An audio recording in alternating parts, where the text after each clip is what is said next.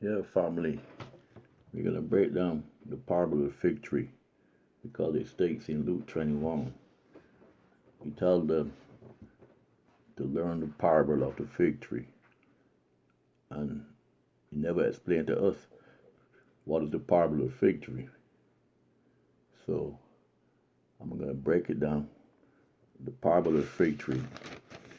I'm going to the books of Jacob, right off the top. The book of Jacob can give you the parable of fig tree.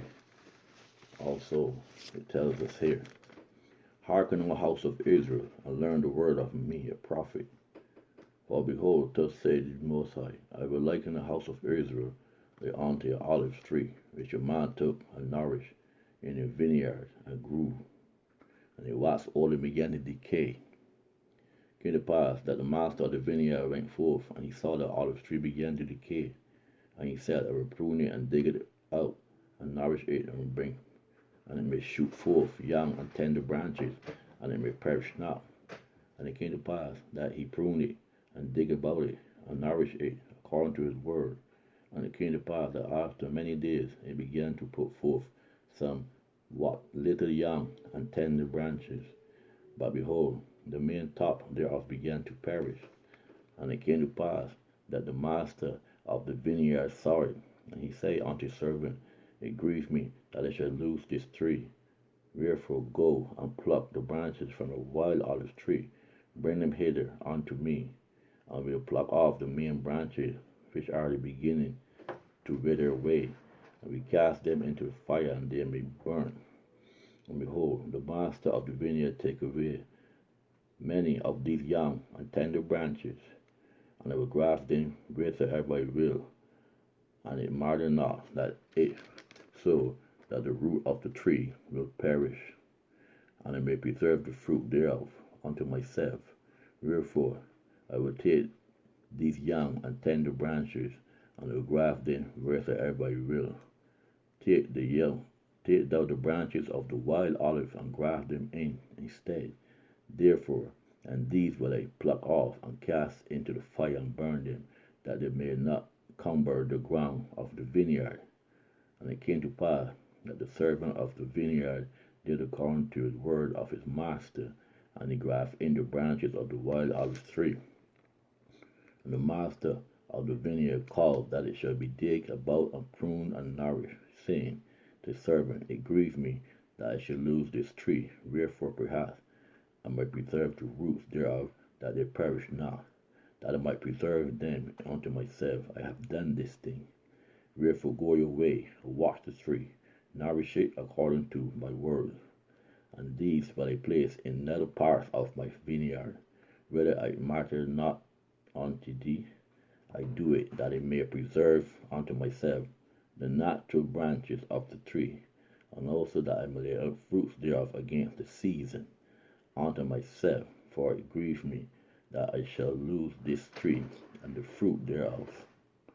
And it came to pass that the master of the vineyard went his ways, and the natural branches of the tame olive tree in the nethermost parts of the vineyard, some in one and some in another, according to his will and pleasure.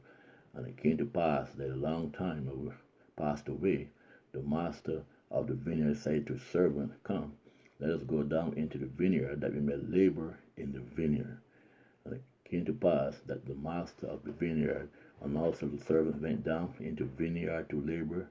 And it came to pass that the servant said, His master, Behold, look, and behold the tree, and behold, and he said, It came to pass that the master of the vineyard looked, and behold the tree, which the wild olive branch had been grafted in, and it sprang forth, and began to bear fruit, and beheld that it was good, and the fruit thereof was like unto the natural branches.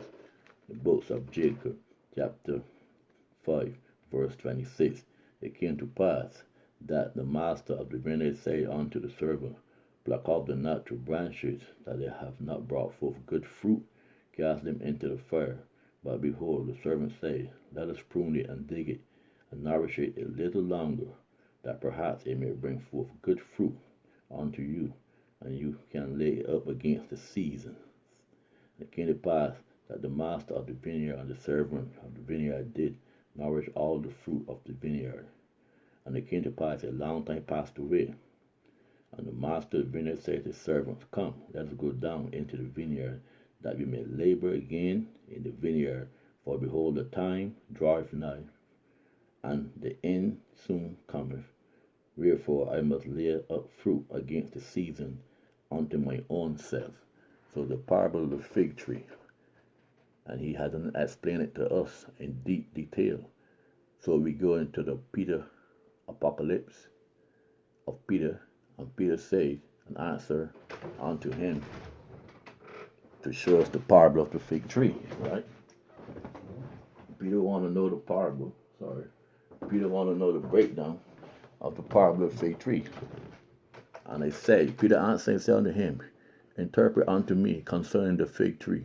Wherefore we shall perceive, for through all the days that the fig tree brought forth shoots, and every year it bring forth its fruits, and what then means the parable of the fig tree, we know it not. Peter want to know, you want to know. And the master said unto him, Understand thou not that the fig tree is the house of Israel? That's what he says. Even in a man that planted a fig tree in his garden, and it brought forth no fruits, and he sought the fruit thereof many years, and when he found it not, he said to the keeper of his garden, Root up the fig tree, that it may not our ground be unfruitful. And the gardener said to his master, to rid of it weeds, and to dig the ground round about, and water it, and then if it bear not fruit, we will straightway remove it, and root out the garden, and plant in another place, right, instead of it. Have thou not understood that the fig tree is the house of Israel? Verily I say unto you, when the twig there has fruit forth, right, in the last days, you will know that the house of Israel is the fig tree in the last days when they shoot forth, right? So that's all we're going to do with that, to break down